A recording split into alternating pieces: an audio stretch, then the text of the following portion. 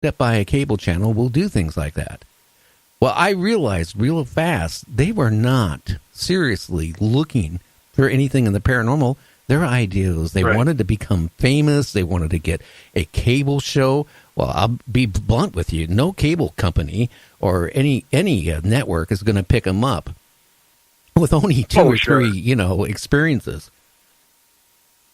And you're absolutely right, obviously. I mean, it's something that we see quite a bit,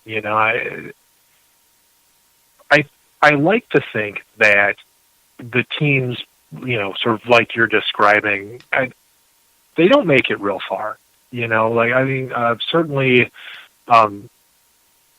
Emily and I, that's my wife and partner, in the Singular Fortean Society. We do a lot of conferences where we make new friends and colleagues every year, and sort of the people that you're describing are they're forever on the periphery, because frankly, boy, and I cannot stress this enough to anybody listening. If you're interested in fame or celebrity or especially money, just get an MBA. Do literally anything other than the paranormal. Because, I mean, it's, if you don't have a real passion for this, if you're not doing this for the right reasons, you're going to find out real quick it's not worth it. Because the amount of time put into this so often isn't equal to, anything that you actually gain, So if you're not driven, if you're not doing it for the right reasons, it's just not going to happen. No, honestly. and it does damage to the paranormal in general. It does. Yeah. I got back into radio. I was retired, and a friend of mine who passed away recently, Art Bell, is the one who got me back into doing a paranormal show. He goes, why sit on your butt being retired? Get back on into radio. And, I kind of listened to him, and he talked me into it, and here I am. But, what I've noticed before I got back on, because I took a couple years off of, not being on commercial radio, that I tuned in the internet because I really never paid attention to internet radio before I started my show. So I started listening to hundreds and hundreds of different paranormal talk shows. And, I've heard some really great ones out there, and I heard some that really, they don't realize they are trying their best, but they're doing damage to the paranormal because, one, they don't know what they're talking about. Two, they don't take it serious at all. And three, doing it on a kitchen table and even doing Facebook Live and walking around holding a Budweiser and doing a whatever they're doing, they don't realize it's making a mockery of all the people like you, the people like me who take the paranormal seriously. Sure. Yeah, no, I mean, honestly, Gary, that's a really good point. And you're absolutely right. The advent of the internet, I mean, it's been a real double-edged sword. I mean, it's clearly a blessing and a curse. I love the fact that on the one hand, it has given a platform for everybody who doesn't want to have to worry about, say, pleasing a corporate master to get their message out, as a writer, honestly, like, it has been so freeing for me to be able to not have to worry about, say, pleasing a publisher, like I don't have to report to an editor to publish my articles now because, hey, I've got this website, it's mine, I'm the editor, and I like to think that I hold myself to a decent enough standard, and because we are so open with our audience, like, people will call me out, if I get something wrong or I haven't done my due diligence. But, to speak to the other edge of that sword, like you were sort of talking about, the fact is, yes, like, the market is flooded with, people who don't have the necessary education, experience, or, I think, honestly, in my opinion, the most important trait, authenticity to really do this subject justice, and it's doing real harm. You know, for every website like the Singular Fortean Society, or, you know, some of our friends like Phantoms and Monsters, you know, there's a bunch of websites that are, you know, green text on a black background that are basically just like the rantings of a madman. And the average person on the internet isn't necessarily going to know how to vet, you know, that information. Like, they're not going to, like, what makes a, you know, haunting investigated by us different than, you know, what is essentially some, you know, copy pasta on another website. It's tough, you know, it's a real minefield sometimes.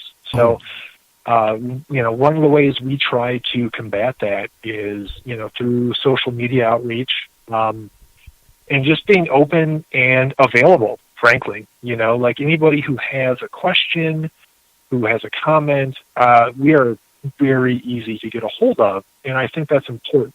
You know, like, there are so many, like YouTube channels, for instance, run by these, like, anonymous people who get a ton of views. But how do you hold them responsible? You know, like, you can't. Who's ultimately in charge? Yeah. Well, you know, you said your wife is a professional photographer, right? Now, you know, what I noticed back years ago when I was running a couple of professional camera stores, somebody would come in the store. They knew nothing about cameras, nothing. They knew nothing about digital cameras, nothing at all. We sell them a camera, and they would come back in 1 or 2 or 3 times wanting basic lessons how to use their camera. Then you don't see them for a month, and then all of a sudden they come in, and they're saying, well, gee, they got this wedding booked, they have this wedding booked, they have this booked. Yeah. And I looked, you know, at my employees in shock, because, you know what? It took me years and years to get my reputation when I was a professional photographer to the level it was at. And it took me a long time, even before I never did many weddings because I didn't like them. But to do a wedding, you just can't all of a sudden grab a camera. It all comes down to the camera had a program mode. They put it in the program mode. They take a picture. You know, it comes out halfway good. You know, now they're a professional photographer. It's the same way with these people on the webs that, you know, create a website and they start talking about UFOs or Mothman or black-eyed children. They don't even know what they're talking about. And the problem is, you're absolutely right. They go down to Walmart and spend $10 for a USB microphone. They plug it in their computer, and now they're a professional talk show host. Suddenly they have a radio show. Yeah. And that is scary. That is scary. You know, I started out in 1976. I went to school to become a broadcaster.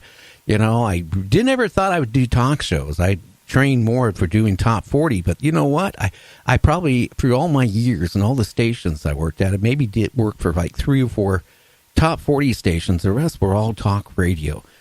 I think I paid my dues, you know, to do a show. And, you know, I have a lot of people want to be a guest on my show. I screen every guest myself.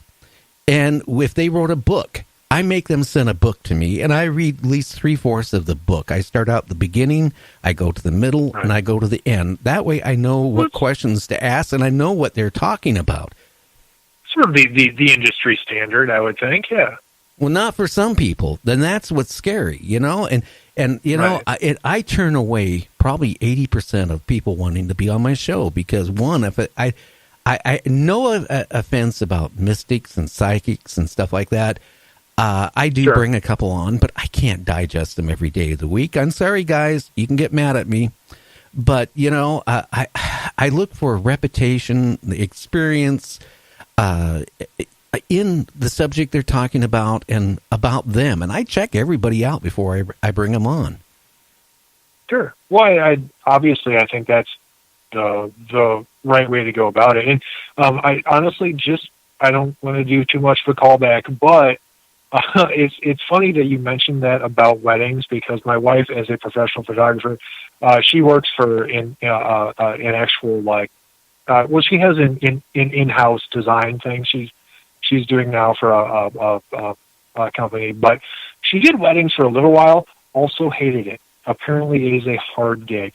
But anyway, oh yeah, you're absolutely it's apparently it's just the worst. But you're absolutely right, and I think unfortunately now when I said delivering somebody a book and the interviewer reading that book being the industry standard, I think sort of what I neglected there was the idea that, well, yeah, duh, obviously you and I know the industry standard, but the fact that it's so largely ignored, and people don't vet their guests, people don't have the requisite level of experience or education or anything else that you would be looking for. It is a real problem. So honestly, I'm glad that it's something that you've made mention of, because certainly it's something that I've encountered. And as far as psychics go, like that is a sticky wicket. It is. It really is. Yeah, I mean, I very much am interested in sort of the experiential aspect of the paranormal. I don't know that science has the means to record or study a lot of what is reported. So, on the one hand, I feel like it is, sort of my ethical duty to take reports of of psychic experiences seriously. On the other hand, when you have these, sort of psychic know-it-alls, as it were, come out and try to tell you that, they've explained every part of the paranormal and they know what happens after you die, and they have these, convoluted hierarchies of levels of whatever in the afterlife. Why, really, I guess I just call bunkum on that. I don't think so, guys. I'm sorry for sounding particularly skeptical or dubious, but it's a pretty important subject.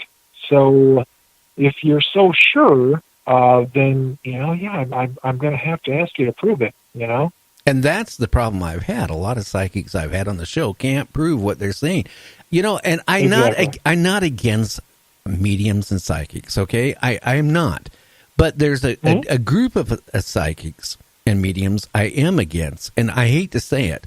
I've had a couple of psychics on who were basically on animals, like horses or dogs and cats and all this stuff. And to me, I hate to say it, I'm probably going to lose listeners on that. I really think that's getting off the topic of, being paranormal with humans.